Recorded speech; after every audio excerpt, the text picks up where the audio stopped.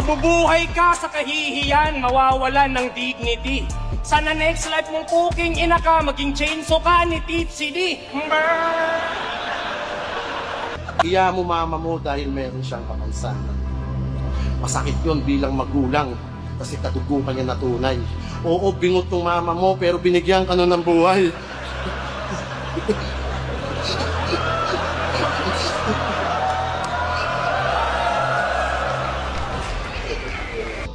Saan ka doon? Yan.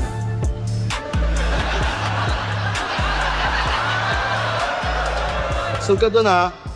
Si bawat bara ko!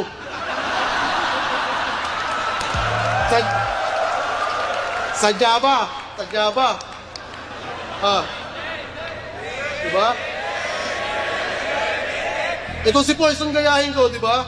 Isa ka na akin nun, isa! Tangina mo! Ano gusto mo? Jeep ka na Poison!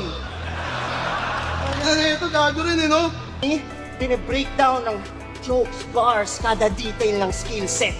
Si Jonas, ang bine-breakdown, yung mga magjowang naghahalikan sa gilid. Ano ang problema mo? Kaya mo sila maglambingan, hayop ka. Sabi na ito ni Matikas, kaya ako ginawa yun, tangina mo, may nagpa-Gcash. Ha? Kaya ako nga tinakpan kasi sa issue ako'y umiiwas. Hindi naman sana malalaman kung bakit ganun. Panig-picture kasi yung isa dyan, pack yun, niya sa deya. Ayon sa history, ang mga taga-Lapu-Lapu ang unang mga Bisayang traidor. Kasi gusto lang naman makipagkaibigan, pero pinatay at ninakawan niyo si Magellan. Gusto lang naman niyang umiskor. Asan?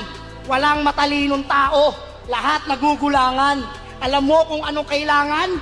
Pagdating sa laban, walang iba kundi ang mga judges pakisamahan.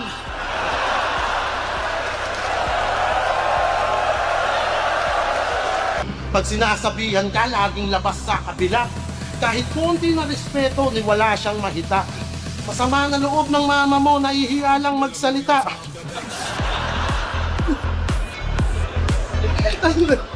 Tawa niya, gago. May kulang man sa nguso nun, buo yung puso niya sa'yo. Ulol, alam kong kupal kang mag-think. Nakikileni ka lang kasi gusto mong makaiyot ng kakamping. Dating sa octagon, estilo ko kakaiba. Lalapit ako sa'yo, tapos yayakapin kita. Sabay ipaparamdam ko sa'yo kung gaano ka kahalaga. Ako sa'yo, tapos yayakapin kita. Sabay ipaparamdam ko sa'yo kung gaano ka kahalaga.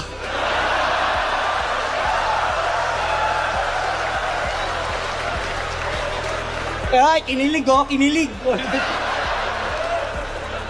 De, yung gagawin ko sa'yo, promise masaya. Ilalak ko yung legs mo, tas kikilitiin kita sa paa. Siya nung napunta sa Manila kasi nga malaki yung income pero di ko tinigil yung pangarap. Hanggang ang tagumpay ay makapture na maging makasaysayan ang pagbabalik ko sa Leyte na parang General MacArthur.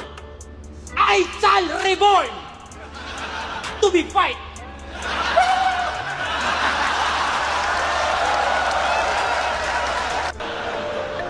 O ano? Sadya bang nanggagago? Ngayon, tong katana naman tanggalan nyo ng R. O di ba bulol pa rin, wala namang nagbago.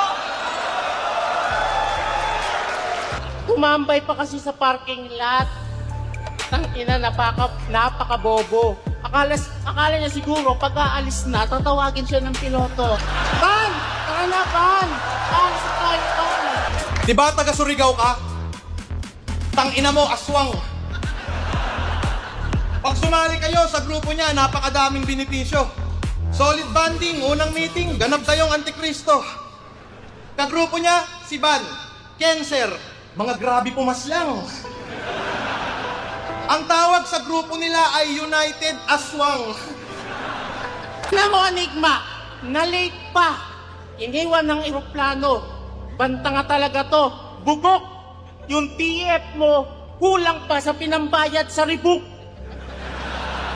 Sinubukan din mangupal, laban kay Saki, kaso epic gagi ang kulit.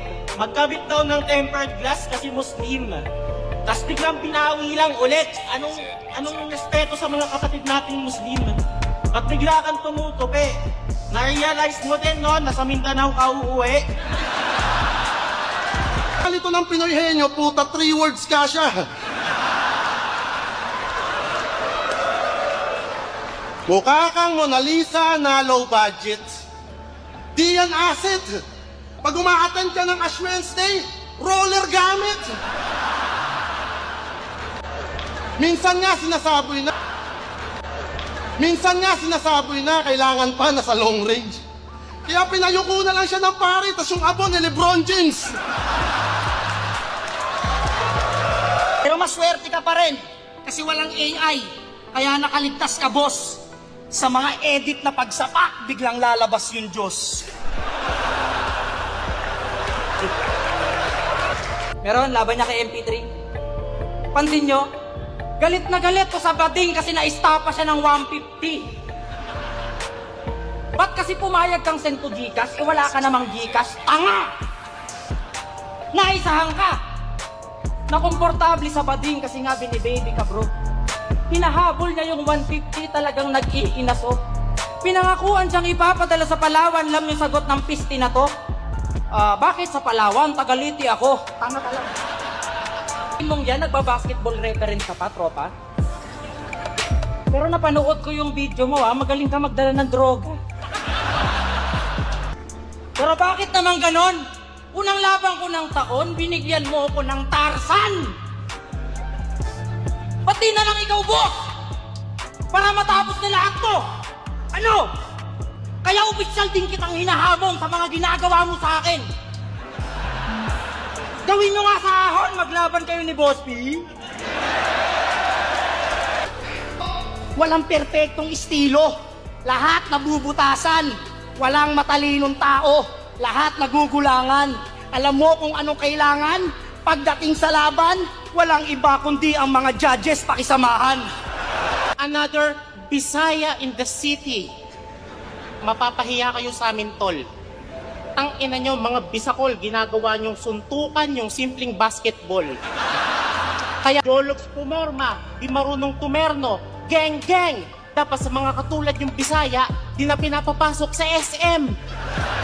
Pag ganito yung mukha ng driver, kahit di mo ko ginit-git, tayo'y mag-road rage. Antipolo represent!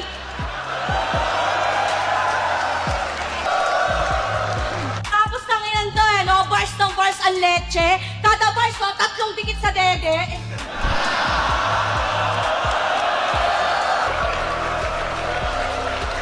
Pero kung ako nakalaban mo nun, mas malala aabutin mo sa akin.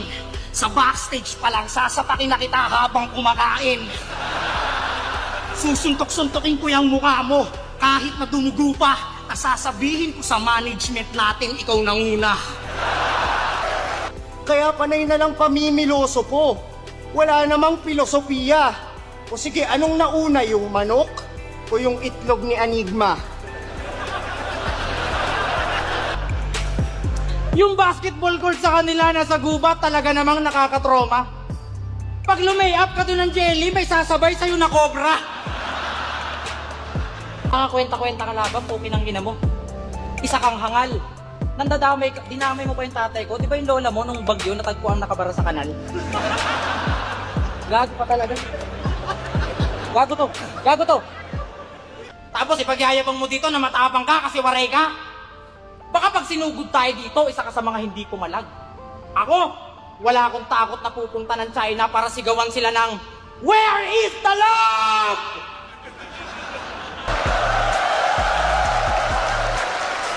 Sino na nakatry magsabu dito? Taas kamay. Sige na, nakakahiya naman pag ako lang mag-isa.